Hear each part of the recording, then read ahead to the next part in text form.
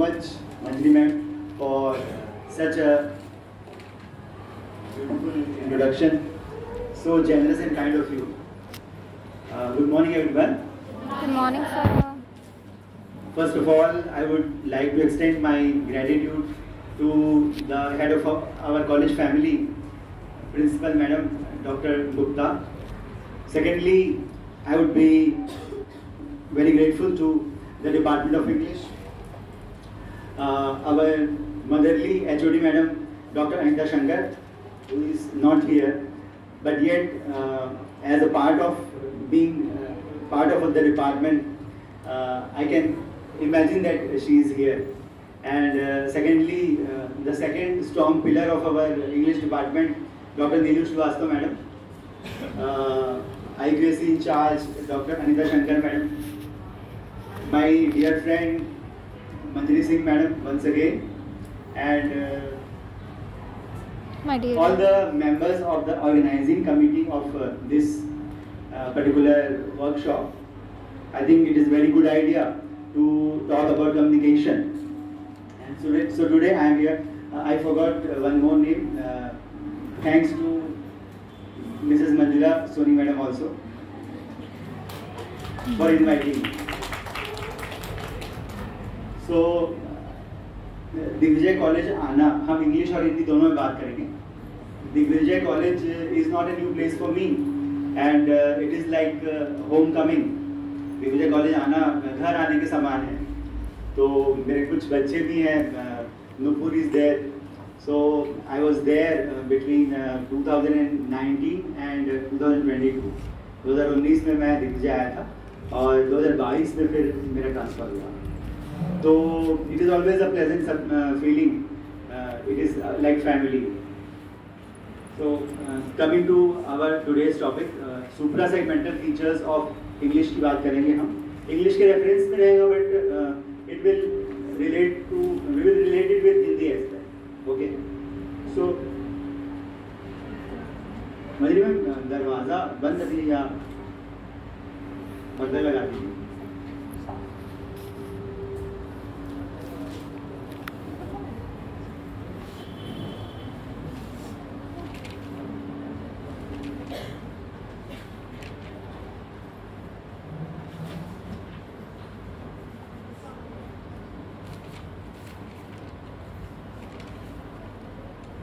कहने को ये पीपीटी है और जब से कोविड आया तब से बहुत हम टेक्नोलॉजी का इस्तेमाल कर रहे हैं, but I am a kind of old school.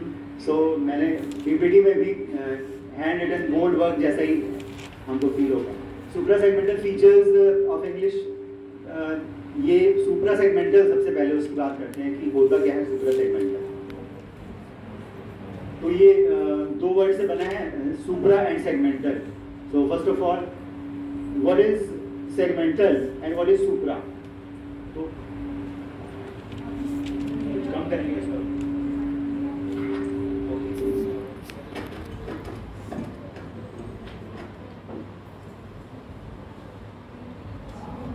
Segmental का मतलब होता है जिसके पार्ट्स हो सके. जैसे कोई चीज है उसको हम डिवाइड कर सकते हैं. That is segmental. लैंग्वेज की बात करें तो लैंग्वेज में कुछ यूनिट्स होते हैं, जिसकी आगे बात करेंगे. हेलो. हाँ, ठीक है. तो सेगमेंटल जिसका डिवीजन हो सके, जिनको हम आइडेंटिफाई कर सके कि ये चीजें हैं. जैसे एक रेक्टेंगल है, उसको अगर स्लाइड से काट दिया तो दो ट्रायंगल बन जाएंगे, तो उसके दो सेगमेंट्स हो जाएंगे. बीच से करेंगे तो दो रेक्टेंगल्स बन जाएंगे, like that. And supra means beyond, मतलब डिवीजन के बियॉन्ड या अबव. तो सुप्रा सेगमेंटल लैंग्वेज की दृष्टि से बात करें तो ऐसी चीजें जो वर्ड्स से आगे की बात, वर्ड्स और ग्रामर और सिंटैक्स, सिमेंटिक्स, ये सब तो आप लोगों ने पढ़ा होगा. तो इसमें और उसके अलावा कुछ चीजें हैं. वो क्या चीजें हैं? वो चीजें ये elements of supra segmental. Supra segmental में 5 मेजर चीजें होती हैं. स्ट्रेस होता है, पिच होता है, जंक्चर, रिदम एंड इंटोनेशन. ये पांचों चीजें आपस में मिली हुई हैं और ये हम जब बात करते हैं, बोलते हैं कुछ भी, तो उसमें इसका कॉम्बिनेशन होता है। स्ट्रेस दो प्रकार का होता है, एक तो वर्ड का स्ट्रेस होता है और एक स्ट्रेस इन कनेक्टेड स्पीच होता है। वर्ड का स्ट्रेस मतलब एक वर्ड है, उसको हम आगे पार्ट्स में बांट, कोई एक छोटा वर्ड होता है और कुछ वर्ड होते हैं जो थोड़े बड़े होते हैं। तो बड़े वर्ड्स में कुछ प्रोमिनेंट पार्ट होता है, कुछ थोड़ा लेस प्रोमिनेंट पार्ट होता है। तो वो जो हमारा बोलने का पावर है वो कम ज्यादा होता है, उसी से स्ट्रेस बनता है। और वही फिर स्पीच में कैसे उसका इस्तेमाल होता है। देन पिच, पिच जो होता है वो फ्रीक्वेंसी ऑफ वोकल कॉर्ड्स होता है। जैसे पिच हमारी वॉइस की एक पिच होती है, जैसे हाँ हाँ हाँ हाँ, ऐसे ही बोलता हूँ, ठीक है? ऐसे आवाज आ रही है? हाँ, तो मुझे मूव भी करना रहेगा। I will be. तो जैसे पिच जो होती है वो वोकल कॉर्ड हमारे गले में होती है, वो वोकल कॉर्ड वाइब्रेट होती है तो साउंड निकलता है ना? और साउंड जब निकलता है तो वोकल कॉर्ड्स कितनी स्पीड से वाइब्रेट कर रही है, किस फ्रीक्वेंसी से पर सेकंड उसकी फ्रीक्वेंसी होती है, तो वो डिसाइड करती है कि कैसी पिच है। जैसे हाँ हाँ हाँ हाँ हाँ हाँ हाँ, ये मैं पिच बढ़ा रहा हूँ। हाँ इसमें कम पिच है, वाइब्रेशन है, बट उसकी फ्रीक्वेंसी कम है, तो दैट इज पिच। मतलब उसका रिलेशन लाउडनेस से भी। इन जनरल जब कहें तो हम किसी से बात कर रहे हैं तो कितना ज़ोर से बात कर रहे हैं, जैसे कहते हैं ना कि बहुत ज़ोर से बात करना is not a good man, और बहुत धीरे बात करना, इतना धीरे भी नहीं बात करना कि सामने वाला सुनाई ना दे, ठीक है? तो पर्याप्त लाउडनेस होनी चाहिए, वो बात है।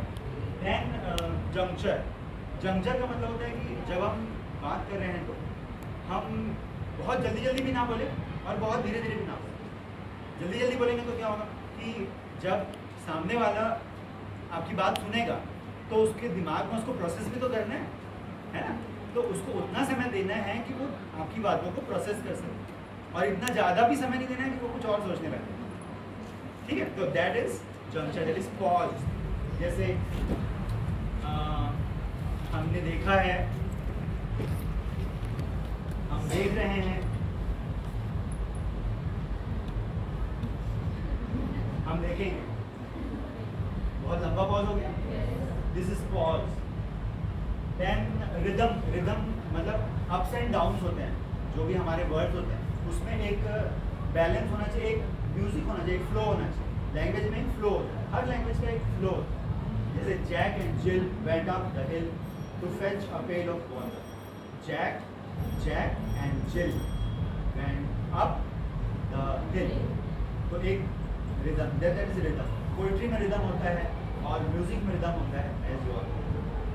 देन इंटोनेशन, इंटोनेशन में जो टोन होता है, हमारा बोलने का जो टोन होता है, कहते हैं कि किसी का टोन कैसा था।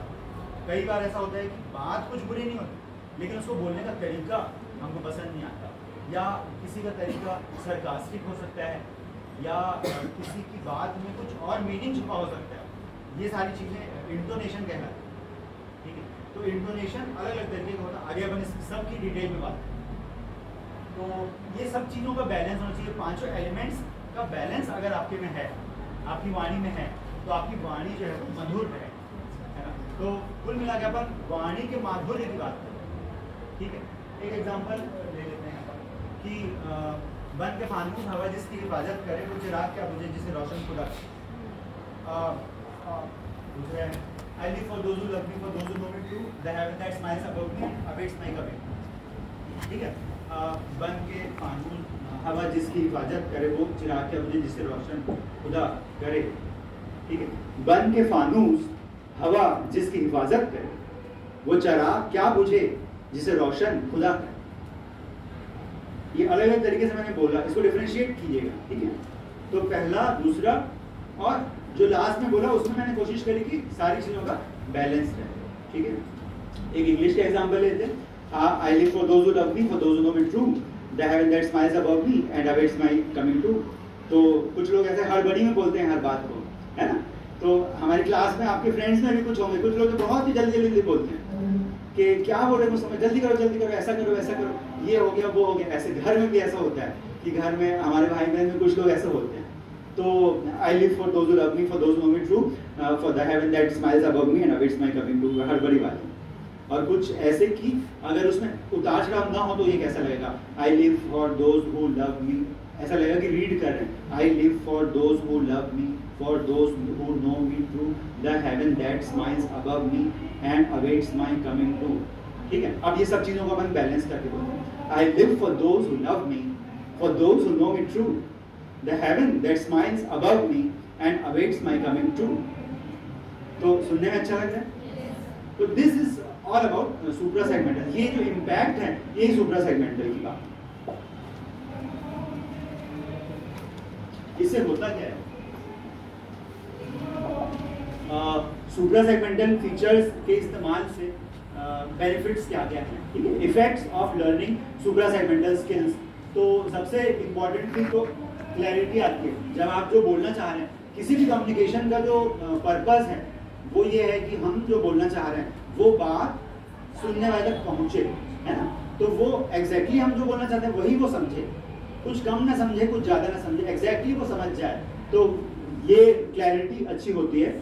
And expression of emotions, intensity as well as intention, कि आपकी मंशा क्या है, आप किससे बात कर रहे हैं, तो कितने रेस्पेक्ट से बात कर रहे हैं, या कितने अपनेपन से बात कर रहे हैं, क्या रूखेपन से बात कर रहे हैं, क्या एकदम किसी लोगों की बहुत ही कड़वी जबान होती है, किसी की बहुत मीठी जबान होती है, तो वो इमोशन, आपका रिलेशन कैसा, आप अपनी मदर से बात करेंगे तो थोड़ा अलग बात करेंगे, छोटे भाई से बात करेंगे तो अलग बात करेंगे, टीचर्स से फॉर्मल में अलग बात करेंगे। तो ये हमारे एक्सप्रेशन ऑफ इमोशंस को स्ट्रॉन्ग करता है। और इंटेंसिटी, जैसे कोई चीज को आप कितना सीरियसली चाह रहे हैं बोलना, या आप कोई बात को कितना सीरियसली सामने वाले से करवाना चाहते हैं। जैसे मान लीजिए कोई आप कंपटीशन एग्जाम देने जा रहे हैं, ठीक है, और वहां आप लेट हो गए बहुत, और ऐसा हो गया कि गेट बंद हो गया, आपको एंट्री नहीं मिलती, तो आपने कहा कि सर प्लीज सर मेरी गाड़ी पंचर हो गई थी, मैं लेट हो गई, इसलिए मैं प्लीज मुझे एंटर कर दीजिए, एग्जाम मेरे लिए बहुत इंपॉर्टेंट है, ऐसा आपने कहा। उन्होंने कहा नहीं टाइम हो गया, अब तो अलाउ नहीं करेंगे। और अब वहीं आप एकदम इंटेंसिटी से प्लीज सर प्लीज सर, ये मैं बहुत परेशान हूँ सर, मेरी गाड़ी पंचर हो गई थी sir, I am always punctual, मैं हमेशा कभी लेट नहीं होती, पहली बार हुआ है सर, पहली बार मुझसे लेट हो गई हूँ मैं, तो प्लीज सर मुझे अलाउ कर दीजिए, मैं बहुत अच्छी तैयारी की, प्लीज सर। तो वो प्लीज में आप कितनी इंटेंसिटी डालते हैं, तो हो सकता है वो इंटेंसिटी आपको वो सामने वाले पे अगर इम्पैक्ट पड़ा, अरे इतना बोल रही है बच्चे, चलो जाए, अच्छा ठीक है आ जाओ सर, अगली बार से लेट मत हो ना, तो दैट इज इंटेंसिटी। सोनोरिटी, देखिए सोनोरिटी का मतलब होता है कि आवाज की खनक या मिठास, जैसे अभी मंजरी मैम बोल रही थी तो सुनने में कितना अच्छा लग रहा है, नीलू मैडम गाती हैं तो कितना अच्छा लगता है, सुनने में अच्छा लगता है। Sonority is the music and the tinkling of voice, कि कुछ बात जो अच्छी लगे, जैसे हम किसी से मिलते हैं तो कई बार ऐसा होता है कि हमको बहुत अच्छा लगता है, और जैसे आप जब भी नए किसी क्लास में हम एंटर करते हैं तो कुछ लोगों से हमारी दोस्ती हो जाती है बहुत जल्दी, और कुछ लोगों से ना दोस्ती होती है ना कुछ खास, कुछ फर्क नहीं पड़ता कि हाँ मिले बस, मिले नहीं मिले एक बराबर। और कुछ लोग ऐसे भी होते हैं जिनसे लगता है कि अरे इनसे तो नहीं मिले तो ये अच्छा है ना। तो इस तरह की बातें होती हैं। तो जो सोनोरिटी है वो एक्चुअली हमको पर्सनैलिटी में जो बातें हैं वही पसंद आती हैं। हमको जो कोई व्यक्ति पसंद आता है तो एक्चुअली उसकी बातें हमको पसंद या नापसंद होती हैं। Then it is a mark of good personality. ये अगर आपका अच्छा है, सुप्रा सेगमेंटल कम्युनिकेशन अच्छा है, तो आपकी जो जिसकी भी पर्सनैलिटी बहुत अच्छी होगी उसका ये स्किल बहुत स्ट्रांग होगा। अब इससे देखिए बातें हर जगह इन्वॉल्व हैं। किसी भी प्रोफेशन में आप जाएंगे, चाहे आप डॉक्टर हैं, चाहे आप किसी इंजीनियर को देख लीजिए, आप किसी लीडर को देख लीजिए, किसी नेता को देख लीजिए, किसी टीचर को देख लीजिए। मोस्ट इम्पॉर्टेंटली टीचर का तो काम ही है बातें करना। तो आपके प्रोफेशनल सक्सेस के लिए अच्छी तरह से बात करना, इफेक्टिवली बात करना, इम्पैक्टफुली बात करना इम्पॉर्टेंट है। वो आपकी सक्सेस को बहुत ज़्यादा बढ़ा देगा, उसकी पॉसिबिलिटी को बढ़ा देगा। And even helpful in relationships. क्या होता है कि कोई बात हमारे इंटेंशन उतना अच्छा नहीं होता, लेकिन इतना बुरा नहीं होता, लेकिन टोन हमारी बुरी हो जाती है, या ज्यादा जोर से बोल देते हैं हम तो किसी को कोई बात बुरी लग जाती है। फ्रेंड्स में भी होता है, घर में भी होता है। कई बार मेरी मदर को मैं कुछ बोला और उनको बहुत बुरा लग जाता है, वो 2 दिन बात नहीं करती, फिर बताती कि क्या बात हो गई, मुझे तो कुछ पता ही नहीं। फिर वो बताती कि उस दिन तूने इतनी जोर से बोल दिया मुझे। तो ऐसा होता है ना। तो रिलेशनशिप के लिए भी बहुत क्लैरिटी और कंफ्यूजन को दूर करना है तो अच्छे से बोलिए, है ना, सोच कर बोलिए, सारी चीजों को बैलेंस करके बोलिए, और naturally that will help in leading a happy life. तो सुप्रा सेगमेंटल से पहले सेगमेंटल की बात करें तो सेगमेंटल यूनिट्स, लैंग्वेज के सेगमेंटल यूनिट्स क्या क्या है, ठीक है। अब आप लोगों को भी पार्टिसिपेट करना है कि हिंदी में हम अक्षर कहते हैं, सबसे स्मॉलेस्ट यूनिट क्या होगा, लैंग्वेज का सबसे छोटा यूनिट क्या होगा। लेकिन लैंग्वेज 2 प्रकार से हम लैंग्वेज को यूज करते हैं। There are 2 forms of language, written form and spoken form. तो दोनों की बात करेंगे अपन। तो रिटन में what is the smallest unit of written language? Letters. And what about spoken? Sound. ठीक है। तो आप बताइए कि लेटर्स कितने हैं इंग्लिश में? 26 लेटर्स हैं। इन लेटर्स को भी क्या हम डिवाइड कर सकते हैं? कोई वैरायटी है उसकी? 2 भाग में बांटना है तो वाउल्स एंड कॉन्सोनेंट्स। और हिंदी में स्वर व्यंजन। कितने स्वर हैं और कितने व्यंजन हैं? 13 स्वर हैं और 52